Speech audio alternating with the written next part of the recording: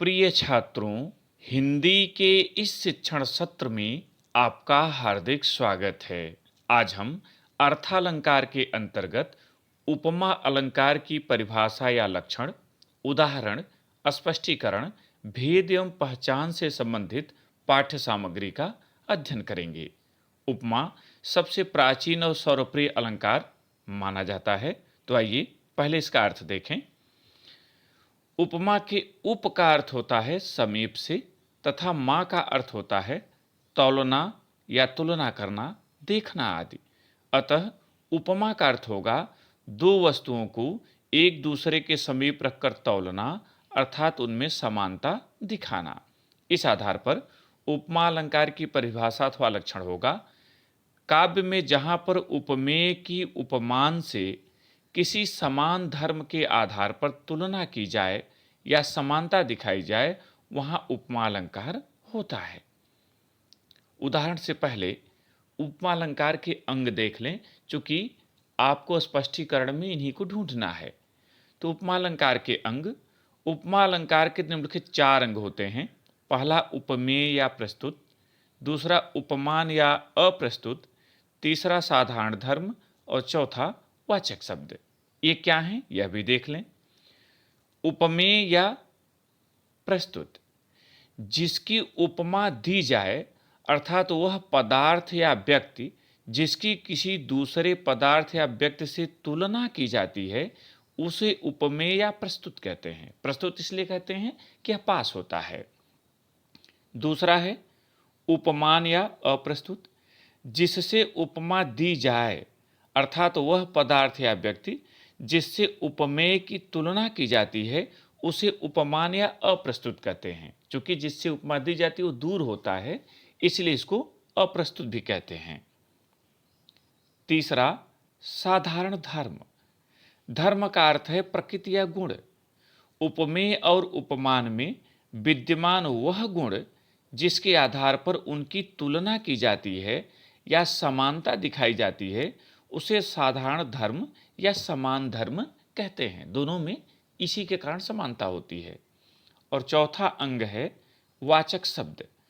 उपमेय और उपमान में समानता प्रकट करने वाले शब्दों को वाचक शब्द कहते हैं। ये शब्द हैं ज्यों, जैसे, जिम, सरिस, सदृश, सा, समान, सम, सी, से, सो, इव, लव, तुल्य, यथा, वा, तुलसम आदि। यानी इनमें से कोई भी वाचक शब्द यदि किसी पंक्ति में है तो उसे बड़े सरलता से पहचाना जा सकता है कि यह उपमा अलंकार का ही उदाहरण है।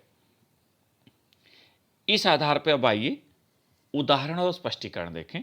तो उपमा अलंकार का उदाहरण पीपर पात सरिस मन डोला। अब स्पष्टीकरण देखें। प्रस्तुत उदाहरण में मन उपमेय है, क्योंकि मन की दूसरे से उपमा दी जा रही है। पीपर पात उपमान है, डोला साधारण धर्म है और सम वाचक शब्द है। इसमें मन के डोलने की समानता पीपल के पत्ते से दिखाई गई है, अतः इसमें उपमा अलंकार है।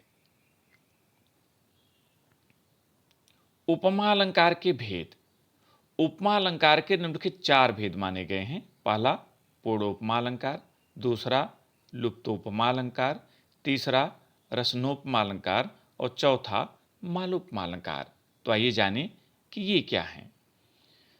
पूर्णोपमा अलंकार, काव्य में जहां पर उपमा अलंकार के चारों अंग उपमेय, उपमान, साधारण धर्म और वाचक शब्द उपस्थित हों, वहां पूर्णोपमा अलंकार होता है। ऊपर जो आपने पीपर पात सरिस मन डोला, यह उदाहरण भी पूर्णोपमा का ही है। एक और उदाहरण लें, मुख मयंक सम मंजू मनोहर। स्पष्टीकरण देखें। प्रस्तुत उदाहरण में मुख उपमेय है, मयंक उपमान है, मंजू और मनोहर साधारण धर्म है और सम वाचक शब्द है। यहां उपमा अलंकार के चारों अंग उपस्थित हैं, अतः इसमें पूर्ण उपमा अलंकार है। दूसरा लुप्तोपमा अलंकार, काव्य में जहां पर उपमा अलंकार के चारों अंगों में से कोई अंग लुप्त रहता है, वहां लुप्तोपमा अलंकार होता है। उदाहरण नील सरूरुह श्याम तरुण अरुण बारिज नयन। स्पष्टीकरण देखें। प्रस्तुत उदाहरण में नयन उपमेय है, इसकी दूसरे से तुलना की जा रही है। सरोरुह और बारिज ये दोनों उपमान हैं तथा नील और अरुण साधारण धर्म हैं। यहां वाचक शब्द लुप्त है, अतः इसमें लुप्त उपमा अलंकार है। लुप्त उपमा अलंकार चार प्रकार का होता है। पहला उपमेय लुप्त उपमा अलंकार, दूसरा उपमान लुप्त उपमा अलंकार, तीसरा साधारण धर्म लुप्त उपमा अलंकार और चौथा वाचक शब्द लुप्त उपमा अलंकार। ये चार प्रकार का इसलिए है कि क्योंकि चार ही अंग होते हैं, तो इसलिए एक अंग लुप्त होगा तो वहाँ एक होगा। इस तरह से चार प्रकार का होता है। इनको भी आइए देख लेते हैं। पहला उपमेय लुप्त उपमा अलंकार।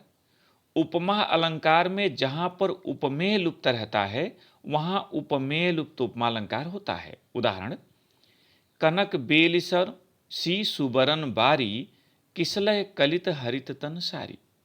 स्पष्टीकरण देखें। प्रस्तुत उदाहरण में कनक बेल उपमान है, सुबरन साधारण धर्म है, सी वाचक शब्द है। यहां उपमेय लुप्त है, अतः इसमें उपमेय लुप्त उपमा अलंकार है। दूसरा उपमान लुप्त उपमा अलंकार।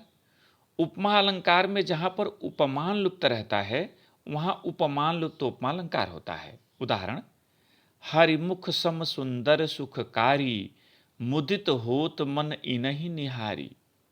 स्पष्टीकरण। प्रस्तुत उदाहरण में हरिमुख उपमेय है, सम वाचक शब्द है तथा सुंदर साधारण धर्म है। यहां उपमान लुप्त है, अतः इसमें उपमान लुप्त उपमा अलंकार है। साधारण धर्म लुप्त उपमा अलंकार देखें। उपमा अलंकार में जहां पर साधारण धर्म लुप्त रहता है वहां साधारण धर्म लुप्त उपमा अलंकार होता है। उदाहरण, करि प्रणाम रामहि त्रिपुरारी हरसि सुधासम गिरा उचारी। स्पष्टीकरण। प्रस्तुत उदाहरण में गिरा उपमेय है, सुधा उपमान और सम वाचक शब्द है। यहां साधारण धर्म लुप्त है, अतः इसमें साधारण धर्म लुप्त उपमा अलंकार है। वाचक शब्द लुप्त उपमा अलंकार। उपमा अलंकार में जहां पर वाचक शब्द लुप्त रहता है वहां वाचक शब्द लुप्त उपमा अलंकार होता है। उदाहरण, नील सरोरुह श्याम तरुण अरुण बारिज नयन। स्पष्टीकरण देखें। प्रस्तुत उदाहरण में नयन उपमेय है, सरोरुह और बारिज उपमान तथा नील और अरुण साधारण धर्म है। यह वाचक शब्द लुप्त है, अतः इसमें वाचक शब्द लुप्त उपमा अलंकार है। उपमा अलंकार का तीसरा मुख्य भेद है रसनोपमा अलंकार। काव्य में जहां पर उपमेय और उपमान एक दूसरे से श्रृंखलाबद्ध रूप में जुड़े रहते हैं वहां रसनोपमा अलंकार होता है, माने एक दूसरे से क्रमशः जुड़ा रहता है। उदाहरण देखें। सगुण ज्ञान सम उद्यम, उद्यम सम फल जान, फल समान पुनि दान है, दान सरिस सम्मान। यहाँ देख रहे हैं कि यहाँ ज्ञान के बाद उद्यम आया, फिर उद्यम को फल से जोड़ा गया, फल को फिर दान से जोड़ा गया और दान को सम्मान से। सभी एक दूसरे से श्रृंखलाबद्ध रूप में जुड़े हुए हैं। स्पष्टीकरण देखें। प्रस्तुत उदाहरण में उद्यम, फल, दान और सम्मान उपमेय अपने उपमानों के साथ श्रृंखलाबद्ध रूप से जुड़े हुए हैं, अतः इसमें रसनोपमा अलंकार है। चौथा और अंतिम उपमा अलंकार का मुख्य भेद मालोपमा अलंकार।